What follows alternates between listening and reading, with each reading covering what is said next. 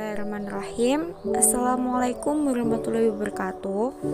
Di sini saya sebagai moderator akan menyampaikan hasil kerja kelompok mata kuliah fikih muamalah dengan tema harta dan kepemilikannya yang beranggotakan Apriliani Matul Solehah, Asriel Sitorusmi, Ismail Tobroni.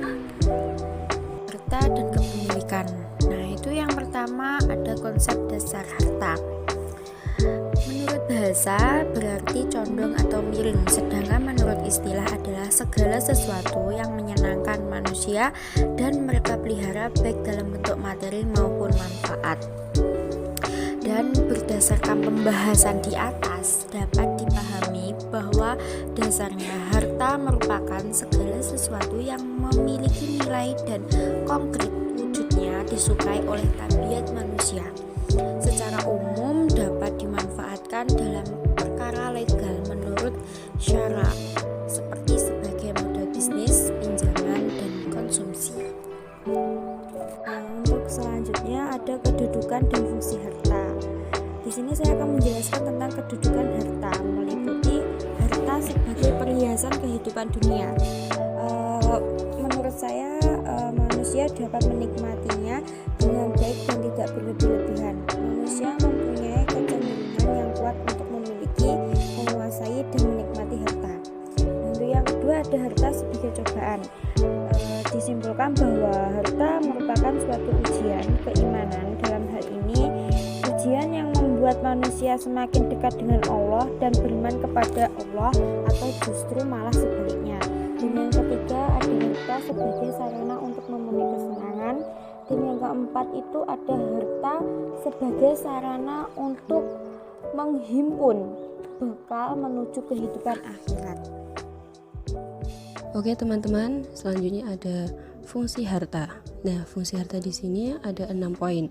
Yang pertama ada untuk menyempurnakan pelaksanaan ibadah yang khas, yaitu sebab untuk beribadah kita juga memerlukan alat-alat seperti kain untuk menutup aurat dalam pelaksanaan sholat. Yang kedua ada untuk meningkatkan ketakwaan kepada Allah, sebab kefakiran cenderung dekat dengan kekafiran. Nah, yang ketiga ada untuk meneruskan kehidupan dari suatu periode ke periode berikutnya. Yang keempat ada untuk menyelaraskan atau menyeimbangkan antara kehidupan dunia dan akhirat.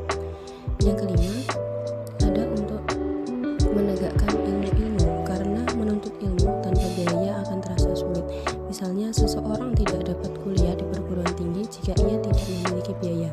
Dan yang terakhir ada untuk memutar peran-peran kehidupan, yakni adanya pembantu dan tuan, adanya orang kaya dan miskin yang saling membutuhkan, sehingga tersusunlah masyarakat yang harmonis dan berkecukupan. Nah, poin yang selanjutnya ada pembagian harta. Harta itu juga memiliki beberapa bagian, tiap bagiannya memiliki ciri khusus dan hukumnya tersendiri. Yang pertama ada harta mutaqawwim dan ghair mutaqawwim. Harta mutaqawwim ialah sesuatu yang boleh diambil manfaatnya menurut syara. Misalnya kerbau halal dimakan oleh umat Islam, tetapi jika cara penyembelihannya tidak sah menurut syara, maka daging tersebut tidak dapat dimanfaatkan. Nah, yang kedua ada harta ghair mutaqawwim, yaitu sesuatu yang tidak boleh diambil manfaatnya menurut syara. Misalnya babi termasuk harta ghair mutaqawwim karena jenisnya diharamkan oleh syara. Yang kedua ada harta misli dan harta kimi. Harta misli itu harta yang memiliki persamaan atau kesetaraan di pasar, tidak ada perbedaan pada bagian-bagiannya atau kesatuannya, yaitu perbedaan atau kekurangan yang bisa terjadi dalam aktivitas ekonomi. Yang kedua, harta kimi ialah harta yang tidak mempunyai persamaan di pasar atau mempunyai persamaan, tetapi ada perbedaan menurut kebiasaan antara kesatuannya pada nilai seperti binatang dan pohon. Jadi, harta yang ada persamaannya disebut misli dan harta yang tidak ada persamaannya disebut kimi. Nah, yang ketiga ada harta istihlak dan harta istikmal. Harta istihlak yaitu sesuatu yang tidak dapat diambil kegunaannya dan manfaatnya secara biasa kecuali dengan menghabiskannya. Yang kedua ada harta istikmal, ialah sesuatu yang dapat digunakan berulang kali dan materinya tetap terpelihara. Adapun yang keempat yaitu harta maukul dan ghairu manqul. Yang ada harta manqul ialah segala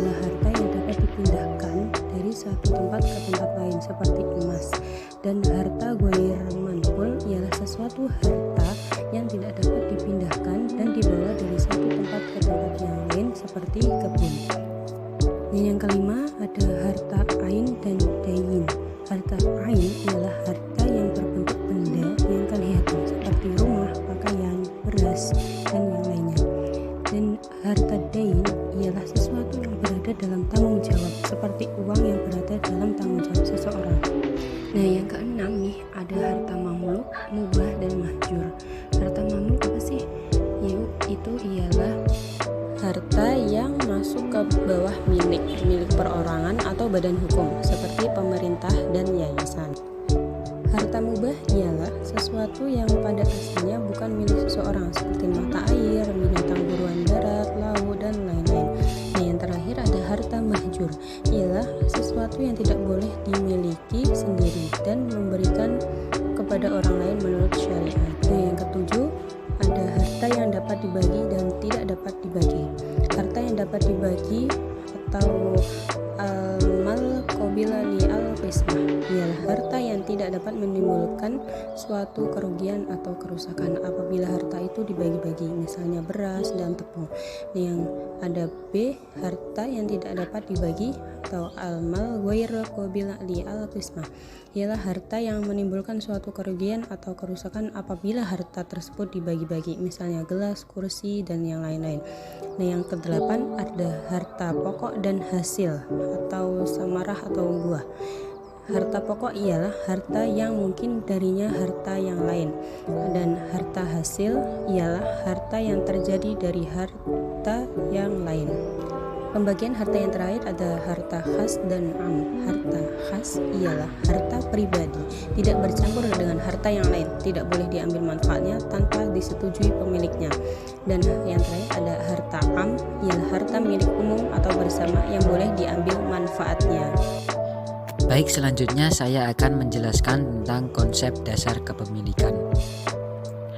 Sebelumnya, pengertian mengenai kepemilikan adalah penguasaan seseorang terhadap sesuatu berupa barang atau harta, baik secara real maupun secara hukum, yang memungkinkan pemilik melakukan tindakan hukum seperti jual beli, hibah, wakaf, dan sebagainya. Yang pertama, kepemilikan uang dan hewan. Seperti yang telah dijelaskan dalam surah Ali Imran ayat 14, yaitu benda yang diberi nama jelas memiliki sifat yang bisa dimiliki seseorang. Anda bisa memiliki materinya, Anda bisa menikmati manfaatnya. Meskipun uang dan tunjangan hewan berlaku, lokasi materialnya tidak jelas. Untuk membahas kedua hal tersebut, contoh, menurut Ghufran, jika sesuatu dapat dipertahankan, awet, bermanfaat, dan dihibahkan sebagai bagian penting dari harta, maka uang dapat dijadikan aset. Secara formal itu bukan objek, namun berdasarkan nilainya, uang dapat disimpan sebagaimana manusia menyimpan harta atau beras di dalam perutnya. Dalam hal ini, hewan juga memiliki unsur yang sama dengan harta lainnya, yaitu mereka dapat dimiliki, disimpan, digunakan, dan diberikan. Jadi hewan termasuk dalam kategori harta karun, binatang seperti harta. Ditegaskan dalam Al-Quran surah Ali Imran ayat 14. 2. Pemilikan tanah. Allah Subhanahu wa Ta'ala menjelaskan kepada umat manusia bahwa Dia mewariskan bumi ini untuk mereka. Allah juga mengatakan bahwa semua yang ada di bumi dan di surga adalah miliknya. Namun, kepemilikan tanah pada hakikatnya merupakan kewenangan rakyat. Juhaya memberikan asas umum bahwa pemilikan tanah harus berdasarkan asas at-ta'awun atau mu'awanah, yaitu asas yang menciptakan kerjasama antara individu atau pihak dalam masyarakat untuk saling memenuhi kebutuhan dalam rangka kesejahteraan bersama. Yang ketiga, pihak yang berkewenangan mengelola harta.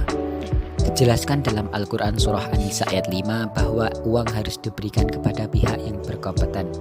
Aset tidak boleh diberikan kepada mereka yang tidak memiliki kemampuan untuk melakukannya, yaitu anak-anak yang belum cukup umur atau orang dewasa yang tidak mampu mengelola aset. Dalam surah An-Nisa ayat 6 Al-Quran juga menjelaskan, yaitu 2 syarat bagi orang yang menguasai harta. Yang pertama baligh dan yang kedua rusd. Kedua kondisi ini adalah kriteria khusus untuk orang yang dapat mengontrol sarana yang disorot dalam paragraf ini. Ayat ini secara khusus menyatakan bahwa ada dua syarat pokok bagi mereka yang menguasai harta, yaitu kedewasaan dan akal sehat. Ya, terima kasih telah menyempatkan waktunya untuk menonton video kami. Ada pantun? Bertanyalah jika memang Anda tidak tahu, jangan bertanya jika hanya ingin diperhatikan guru. Asik.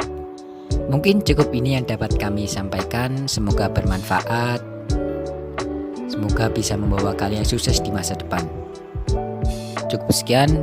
Wassalamualaikum warahmatullahi wabarakatuh.